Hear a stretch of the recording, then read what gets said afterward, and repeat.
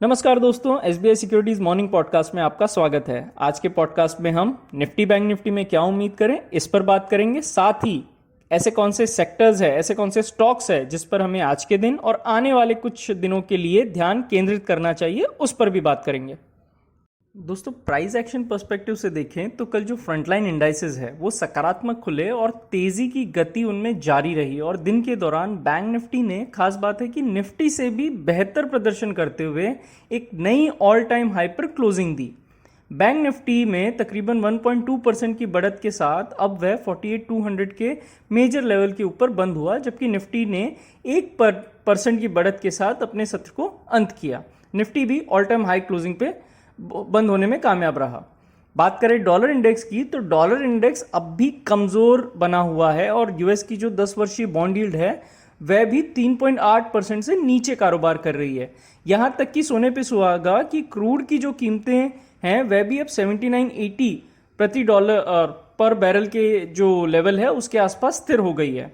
तो ये तीनों ही चीजें हमारे लिए काफी अच्छी है। बात करें ग्लोबल मार्केट्स की, विशेषकर S&P 500 की, तो निफ्टी के समान ही जो बुधवार को बड़ी रेड कैंडलस्टिक हमने देखी थी S&P 500 में, वह अब उसको पार करने के बिल्कुल आसपास आ गया है। तो अब हम देखें तो जो सपोर्ट है S&P 500 का वो निकल कर आ रहा है 4700 के पास में, और जो अब ऊपर की लेवल्स जो हमको देखनी होगी वो होगी 4880 4910। इस सीमा तक माना जा रहा है कि S&P 500 आने वाले समय में टेस्ट कर सकता है, यानी कि जो ग्लोबल मार्केट्स है वहां पे मजबूती बनी रहने की उम्मीद है। बात करें निफ्टी की तो पिछले बुधवार को जो बड़ी गिरावट थी उसको पार करते हुए निफ्टी कल एक ऑल टाइम हाई पर पहुंच गया, जिससे बाजार में खरीदारी की ताकत का जो परिमाण है वो मजबूत हुआ है। आगे हमें लगता है कि 21,535 21,560 का जो जोन है वह सपोर्ट के रूप में कार्य कर सकता है, और जब तक ये जोन इंटैक्ट है यानी होल्ड है, बना हुआ है, तब तक 21,770 से 21,800 के लेवल तक बढ़त जो है वो जारी रह सकती है। 21,530 से नीचे इंडेक्स जो है 21,450 से 21,370 इस जोन को रीटेस्ट कर सकता है। एक बार अगर हम ओआई डेटा को भी इसमें जोड़ें तो 21,700 21,750 के स्ट्राइक में महत्वपूर्ण कॉल राइटिंग बिल्डअप देखा गया है। वहीं पुट के फ्रंट पर 21,600 21,500 के लेवल पे काफी जो है ओपन इंटरेस्ट जुड़ते हुए देखा गया है। कुल मिलाकर एक्सपायरी वाली जो हमारे आज की रेंज रहेगी, क्योंकि आज एक्सपायरी भी है, तो जो रेंज कुल मिलाकर आ रही है वो 21,530 नीचे की ओर और 21,780 ऊपर की ओर, यह रेंज हमको निफ्टी में नजर आ रही है। बात करते हैं बैंक निफ्टी की तो आगे बढ़ते हुए 47,900 और 48,000 ये जो जोन है 100 पॉइंट का, वो एक सपोर्ट के तौर पे कार्य करेगा, और जब तक ये जोन होल्ड है दोस्तों तब तक 48,550 से 48,600 तक की जो अपमूव है वो कंटिन्यू हो सकती है। आगे बढ़ते हुए 47,900 की टूटने की स्थिति में इंडेक्स जो है वो 47,600 पर रखे गए अपने पुराने सपोर्ट जोन को रीटेस्ट कर सकता है।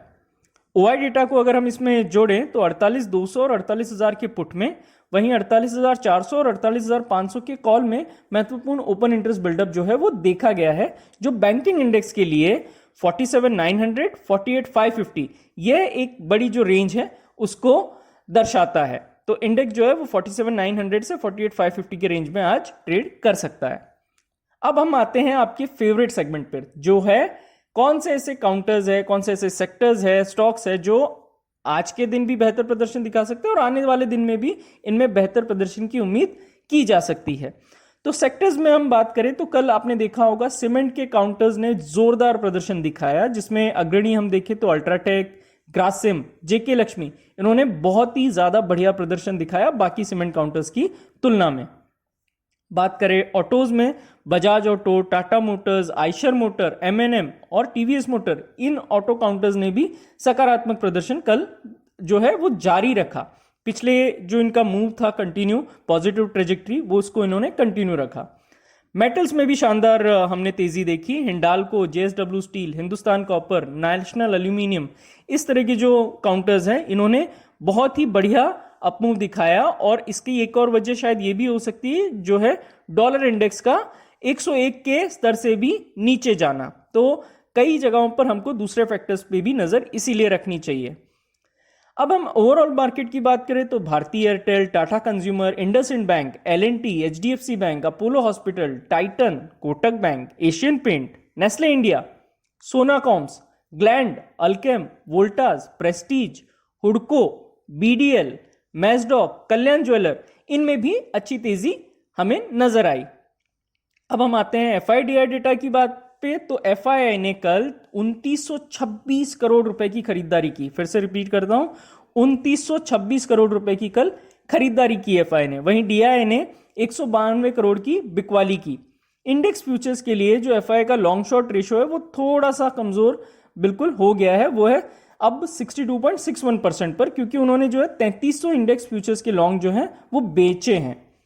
स्टॉक वायदा के मोर्चे पर बात करें तो FII ने 38,300 कॉन्ट्रैक्ट खरीदे हैं। वहीं ऑप्शंस के मोर्चे पर FII ने 58,970 कॉल कॉन्ट्रैक्ट और 1.4 लाख पुट ऑप्शन कॉन्ट्रैक्ट खरीदे हैं।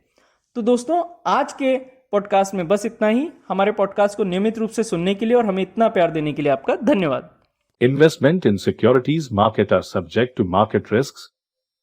Read all the related documents carefully before investing.